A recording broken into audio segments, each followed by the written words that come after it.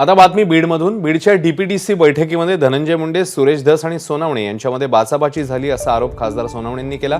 तर विकासाच्या प्रत्येक मुद्द्यावर चांगली चर्चा झाली असा अन्य लोकप्रतिनिधींचा दावा आहे। या संदर्भात मंत्री धनंजय मुंडे काय म्हणतात ते बघूया। डीपीडीसी मध्ये जे विषय असतात कृष्णाजी, जिल्हा नियोजन आणि एकूण जिल्ह्याच्या नियोजनामध्ये जो जिल्ह्याला येणारा निधी आहे त्यातल्या वेगवेगळ्या यंत्रणेच्या माध्यमातून बीड जिल्ह्याच्या विकास कामाच्या संदर्भामध्ये अतिशय चांगली डीपीडीसी या ठिकाणी झाली। फार पहिली डीपीडीसीला आदरणीय दादा या ठिकाणी आले होते, त्यामुळं दादांनी अतिशय सविस्तर सगळ्यांना संधी देऊन त्या ठिकाणी सगळ्यांचे विचार घेऊन पुढच्या वर्षीचा प्लॅन अतिशय व्यवस्थितपणे करण्याचा। एक पेन ड्राईव्ह सुरेश धस देणार होते काही जिल्ह्यातल्या सगळ्या घटना, ते माहीत नाही त्याच्या बाबतीत असा काय पेन ड्राईव्ह त्यांनी दिलाही नाही, असा काय विषय पण एक पेन ड्राईव्ह सुरेश धस देणार होते काही जिल्ह्यातल्या सगळ्या घटना, ते माहीत नाही त्याच्या बाबतीत असा काय पेन ड्राईव्ह त्यांनी दिलाही नाही, असा काय विषय पण। तर डीपीटीसी बैठकीसंदर्भात आमदार संदीप क्षीरसागर यांच्याशी संवाद साधला आमचे प्रतिनिधी कृष्णा केंडे यांनी। बघूया। संदीप क्षीरसागर आपल्या सोबत आहेत। मीटिंग मग कशी होती आजची, काय सांगाल?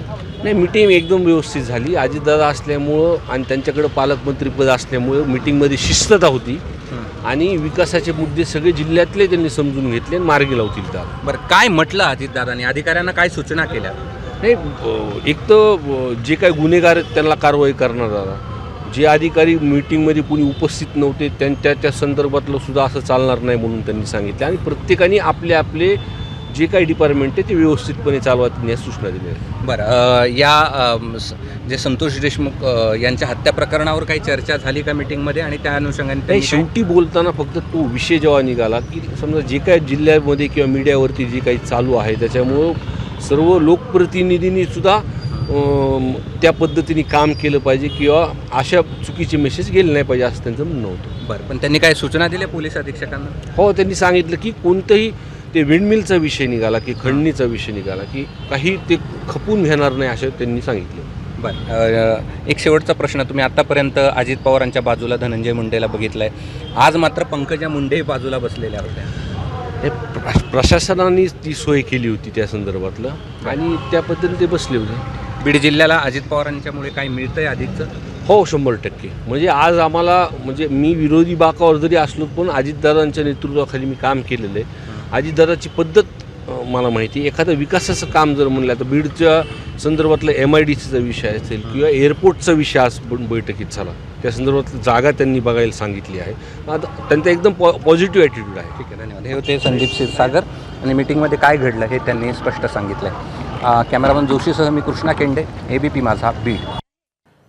तर आमदार सुरेश धस काय म्हणतात, त्यांनी काय प्रतिक्रिया दिली आहे तेही बघूया।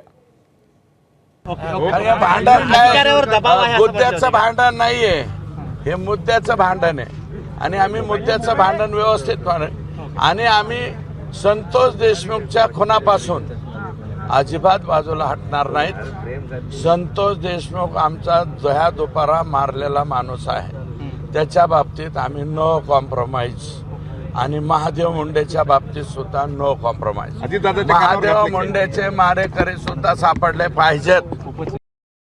अजित पवार बीडचे पालकमंत्री झाले, त्यासाठी मी अनेक वेळा बोललो। या बैठकीत अनेक विषयांवर चर्चा झाली। बैठक शिस्तीत पार पडली। यापूर्वी बऱ्याच वेळा मी नियोजन समितीच्या बैठका अटेंड केल्यात। आजपर्यंतच्या काळात पहिल्यांदा नियमाप्रमाणे बैठक चालली।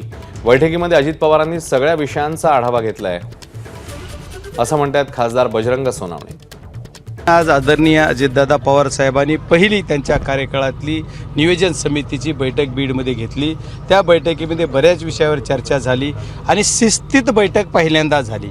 कारण मी बऱ्याच दिवसापासून मला वाटतं विमलताई ज्यावेळेस या मंत्री होत्या, पालकमंत्री होत्या, त्यावेळेस त्याच्या अगोदर पण मी बऱ्याच वेळेस नियोजन समिती बघितलेली।